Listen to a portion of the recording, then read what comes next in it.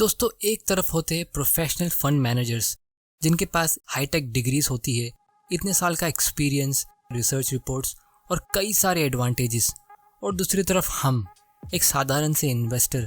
लेकिन आप ये जान के चौंक जाओगे कि हम इंडिविजुअल इन्वेस्टर्स के पास प्रोफेशनल फंड मैनेजर्स से ज़्यादा एडवांटेजेस होते हैं स्टॉक मार्केट में अच्छे रिटर्न्स कमाने के। दोस्तों, यही चीज़ आज मैं आपके साथ इस बुक की समरी में डिस्कस करने वाला हूँ, क्योंकि जब मैंने अपनी इन्वेस्टमेंट जर्नी की शुरुआत की थी तब मुझे जानना था कि इन्वेस्टमेंट्स पे सबसे अच्छा रिटर्न्स कहाँ मिलता है, और इसी तलाश में मैंने एक दिन ये बुक पढ़ी जिसमें मैंने कुछ चौंका देने वाले लेसन्स पढ़े। दोस्तों, आज इसी वीडियो में मैं इस बुक के सारे इंपॉर्टेंट पॉइंट्स शेयर करने वाला हूँ। तो चलिए शुरू करते हैं। उससे पहले मैं चाहता हूँ आप इस चैनल इन्वेस्ट माइंडसेट को सब्सक्राइब करिए और बेल आइकन को प्रेस करिए ताकि आप इन्वेस्टिंग और माइंडसेट रिलेटेड वीडियो सबसे पहले देख सको। Lesson number 1, the 6 categories of stocks. दोस्तों, इंडियन स्टॉक मार्केट में 5000 से भी ज़्यादा स्टॉक्स है और ये सब अलग अलग स्पीड में ग्रो होते हैं। तो इन सारे स्टॉक्स को एक जैसा ट्रीट करना बिल्कुल गलत होगा।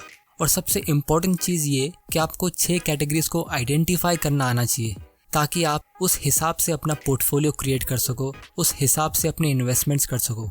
तो सबसे पहले आता है स्लो ग्रोवर्स। दोस्तों, ये कंपनी बहुत ही लार्ज, मैच्योर और स्टेबल कंपनीज होती है जो यूजुअली इकोनॉमी के साथ ग्रो होती है।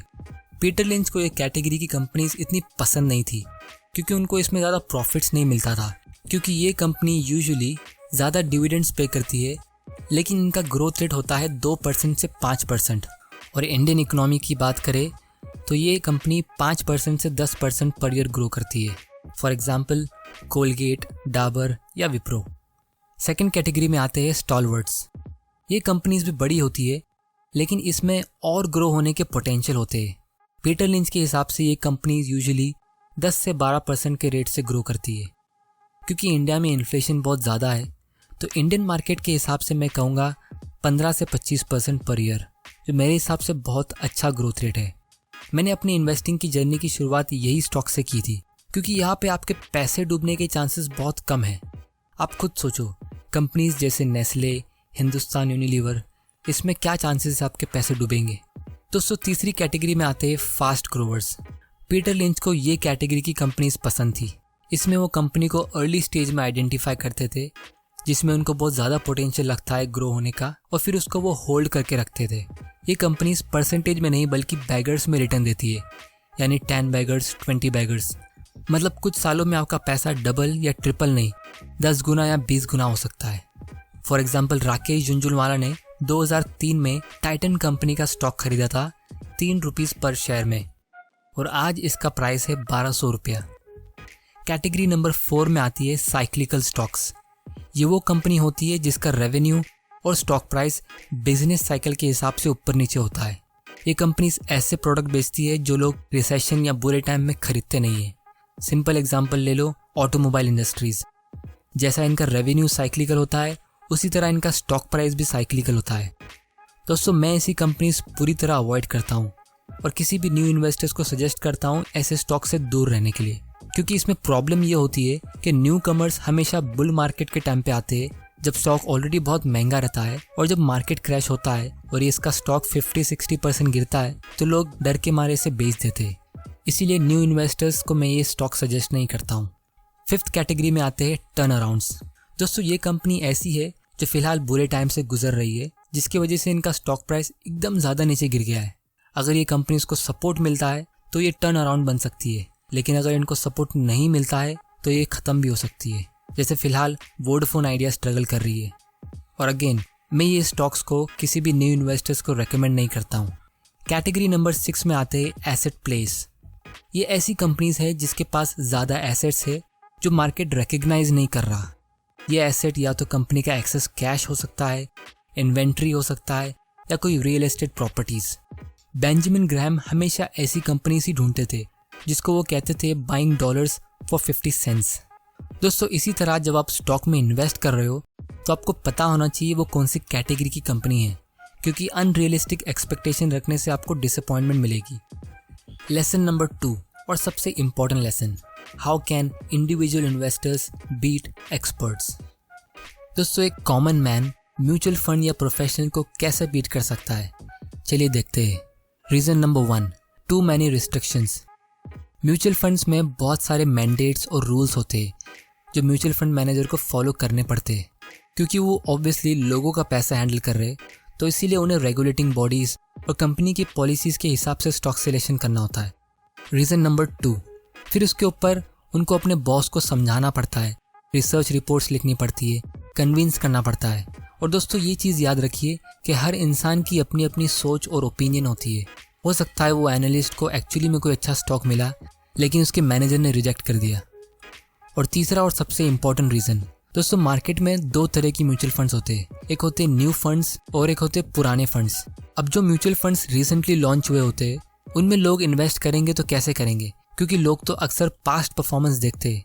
और जो पुराने म्यूचुअल फंड्स होते हैं उसमें तो ऑलरेडी बहुत सारे लोगों ने इन्वेस्ट किया होता है, जिसकी वजह से म्यूचुअल फंड मैनेजर्स के लिए एक बहुत बड़ी प्रॉब्लम होती है। वो ये कि फंड मैनेजर्स को बहुत ज़्यादा फास्ट ग्रोवर्स और सक्सेसफुल कंपनी ढूंढनी पड़ती है, और कंटिन्यूसली ऐसी कंपनीज ढूंढना बहुत मुश्किल है। दोस्तों इसीलिए म्यूचुअल फंड का जब साइज़ बहुत बड़ा होता है, यानी बहुत सारे लोगों ने ऑलरेडी उसमें इन्वेस्ट कर दिया है, तो फंड मैनेजर्स वो टाइम पे स्लो ग्रोवर्स को ऐड करना शुरू कर देते हैं, क्योंकि उनके पास लोगों का इतना सारा कैश है तो उन्हें कहीं ना कहीं तो उसे इन्वेस्ट करना ही है, राइट।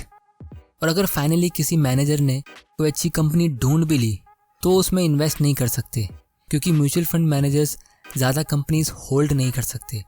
फॉर एग्जाम्पल, मान लो कोई फंड मैनेजर का AUM यानी एसेट अंडर मैनेजमेंट 2000 करोड़ का है, तो अगर वो म्यूचुअल फंड मैनेजर अपना 5% भी इन्वेस्ट करता है जो 1000 करोड़ का होता है, तो उतने में बहुत सारी छोटी कंपनीज को वो पूरी खरीद सकता है। लेकिन म्यूचुअल फंड का ये भी रूल होता है कि वो किसी कंपनी को पूरा नहीं खरीद सकता, उसमें सिर्फ 5% या 10% तक का ही ओनरशिप ले सकता है। मतलब वो उस कंपनी में तभी इन्वेस्ट कर सकता है जब वो फास्ट ग्रोवर से ग्रो होकर स्लो ग्रोवर बन जाए। ये तो बिल्कुल बेवकूफ़ी वाली बात हो गई, क्योंकि आप उसे ऐसे टाइम पे नहीं खरीद पा रहे जब वो एक्चुअली में एक अच्छी अपॉर्चुनिटी है। और दोस्तों याद रखिए ये सब पॉइंट्स एक फंड मैनेजर खुद बोल रहा है, इसलिए ज़्यादातर mutual fund managers slow growers को ही पिक करते हैं, क्योंकि वो कम रिस्की होते हैं। और वॉल स्ट्रीट में एक कहावत है, nobody ever got fired by buying IBM, क्योंकि IBM सालों पुरानी और एक बहुत बड़ी कंपनी है जो कि एक स्लो ग्रोवर कैटेगरी में आती है, तो उसमें इन्वेस्ट करना फंड मैनेजर्स के लिए फ़ायदेमंद डील होती है। क्योंकि अगर कोई फंड मैनेजर छोटी कंपनी ढूंढ के रिस्क लेता है और वो कंपनी परफॉर्म नहीं करती है तो लोग उस मैनेजर को ब्लेम करेंगे, लेकिन अगर वो बड़ी कंपनी जैसे रिलायंस या TCS डूब जाती है तो लोग कहेंगे अरे इतनी बड़ी कंपनी को क्या हो गया। तो इसीलिए एज एन इंडिविजुअल इन्वेस्टर आपको और मुझे इतने सारे लिमिटेशंस नहीं है, ना किसी को जवाब देना है ना कोई rules. Lesson number 3, 10 science of 10 beggars. क्योंकि इंडियन स्टॉक एक्सचेंज में इतनी सारी कंपनीज है और जब भी कोई एनालिस्ट या लोग किसी नई कंपनी का नाम सुनते तो हमेशा उसको नाम के बेसिस पे जज करते हैं।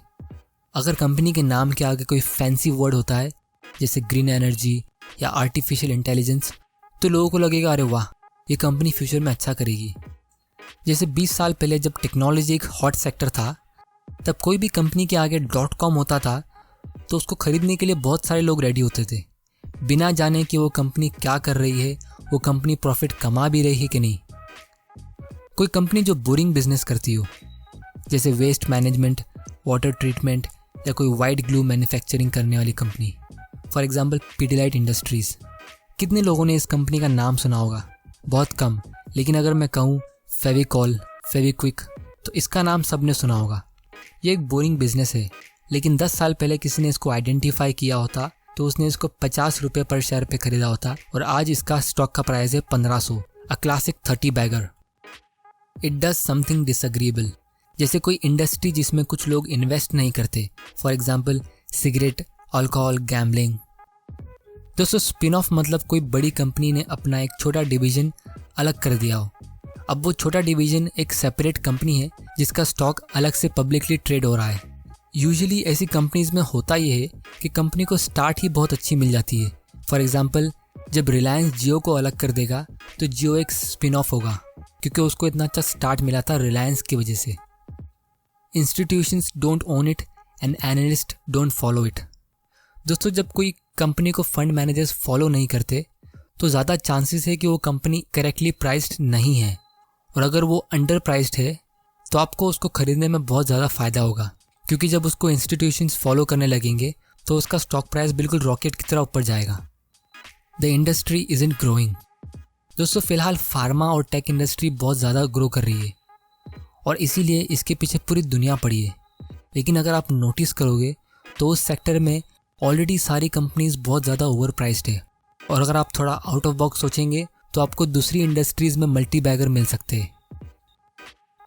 मतलब कोई फोकस्ड कंपनी जो कोई स्पेसिफिक प्रोडक्ट बेचती है जिसमें उसकी एक्सपर्टीज़ हो जो और कोई कंपनी नहीं बेचती। वॉरेन बफे यूजुअली ऐसी ही कंपनीज ढूंढते हैं। It has a recurring revenue. Company कोई ऐसा प्रोडक्ट बेचती है जहां कस्टमर्स को हर महीने पेमेंट करनी पड़ती है as compared to one time payment. It's a user of technology. दोस्तों टेक्नोलॉजी दिन पे दिन सस्ती होती जा रही है। 20 साल पहले कंप्यूटर और इंटरनेट का प्राइस बहुत ज़्यादा था और आज एकदम चीप है। तो कोई ऐसा बिजनेस जो टेक्नोलॉजी पे बेस्ड हो तो उस कंपनी को कॉस्ट कटिंग में भी फ़ायदा होगा, प्लस ज़्यादा कस्टमर्स भी यूज़ करने लगेंगे। उसका सबसे बेस्ट एग्जांपल अगर मैं आपको दूँ तो वो है यूट्यूब। लास्ट और सबसे important point, insiders are buying. दोस्तों कंपनी के प्रमोटर्स को कंपनी के बारे में सबसे ज़्यादा पता होता है और वो अगर खुद उस कंपनी में इन्वेस्ट कर रहे हैं तो उससे उनका कॉन्फिडेंस शो करता है, या कम से कम उससे हमें ये ज़रूर पता चलता है कि कंपनी आने वाले कुछ टाइम में बंद नहीं होगी। Lesson number 4, stocks to avoid.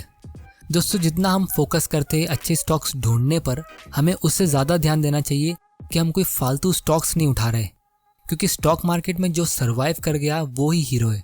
इसीलिए पीटर लिंच के हिसाब से आपको ये 5 टाइप के स्टॉक्स अवॉइड करने चाहिए। Stocks from hot industry. Hot industry हमेशा न्यूज़ में होती है, सबको उसी में इन्वेस्ट करना होता है, जैसे इलेक्ट्रिक कार्स। लेकिन इसमें प्रॉब्लम ये होती है कि कंपटीशन भी उतने जल्दी आते हैं और कंपटीशन प्रॉफिट्स के लिए बहुत ज़्यादा डेंजरस होते हैं। जब भी आपको कोई ब्रोकर या फ्रेंड बोलता है कि आपको इस कंपनी में इन्वेस्ट करना चाहिए क्योंकि वो नेक्स्ट अमेज़ॉन या नेक्स्ट माइक्रोसॉफ्ट या नेक्स्ट गूगल है, तो आपको उसमें बिल्कुल भी इन्वेस्ट नहीं करना चाहिए। When the company is diversifying. दोस्तों अगर आपकी कंपनी फूड प्रोडक्ट्स बेचती है और वो अचानक से कोई टॉय मैन्युफैक्चरिंग कंपनी इसको खरीद रही है, तो चांसेस है कि वो अपना फोकस खो रही है। जो पैसा उस कंपनी को आपको देना चाहिए डिविडेंड्स के थ्रू, ताकि आप डिसाइड कर सको उसे कहाँ इन्वेस्ट करना है, वो कंपनी खुद इन्वेस्ट कर रही है। Whisper stocks. ये गलती ज़्यादातर बहुत लोग करते हैं। जब उनको कोई फ्रेंड एडवाइस देता है या उनको कहीं से टिप मिलती है कोई स्टॉक खरीदने की, तो उसको खरीद लेते हैं। Exciting name. दोस्तों आप यकीन नहीं मानोगे, लेकिन स्टॉक मार्केट में ज़्यादातर लोग सिर्फ कंपनी का नाम देखकर स्टॉक्स खरीदते हैं। इसीलिए जिसके नाम बड़े होते हैं उसके पीछे ऑलरेडी पूरी दुनिया भाग रही है। Lesson number 5, things to do before investing. दोस्तों आपको सबसे पहले और सबसे सिंपल सवाल करना है अपने आप को, क्या मुझे इन पैसों की ज़रूरत है आने वाले 2 या 3 सालों में? अगर इसका आंसर येस है तो आपको वो पैसा बिल्कुल भी स्टॉक मार्केट में इन्वेस्ट नहीं करना चाहिए, क्योंकि शॉर्ट टर्म में मार्केट्स कैसे रिएक्ट करेंगे वो किसी को नहीं पता, लेकिन लॉन्ग टर्म में यानी 10 साल के ऊपर मार्केट हमेशा ग्रो करते हैं। Understand the basics of business. दोस्तों अगर आप अपनी लाइफ की इंपॉर्टेंट सेविंग्स को इन्वेस्ट कर रहे हो तो आपको उस कंपनी के बारे में थोड़ी रिसर्च करनी चाहिए। इसके लिए आप इस चैनल को सब्सक्राइब कर सकते हो, क्योंकि मैं आपके लिए ऐसे इंटरेस्टिंग और नॉलेजेबल वीडियोस लाता रहूँगा। और सबसे last, don't bother timing the market. Stock market कब क्रैश होगा, इंटरेस्ट रेट ऊपर जाएगा या नीचे जाएगा, ये सब चीज़ों की आपको चिंता करने की बिल्कुल ज़रूरत नहीं है, क्योंकि time in the market always beats timing the market. तो दोस्तों आपसे मैं आज एक सवाल करता हूँ, आप कौन सी कैटेगरी में इन्वेस्ट करना प्रेफर करोगे? जवाब कमेंट के थ्रू बताना, ताकि मैं फ्यूचर में उससे रिलेटेड वीडियोस बनाऊंगा। दोस्तों उम्मीद है आपको ये वीडियो से कुछ सीखने मिला होगा। इस चैनल इन्वेस्ट माइंडसेट को सब्सक्राइब ज़रूर करिएगा और बेल आइकन को प्रेस करना, ताकि आप कोई इंपॉर्टेंट वीडियो मिस ना कर दो। तब तक के लिए थैंक यू।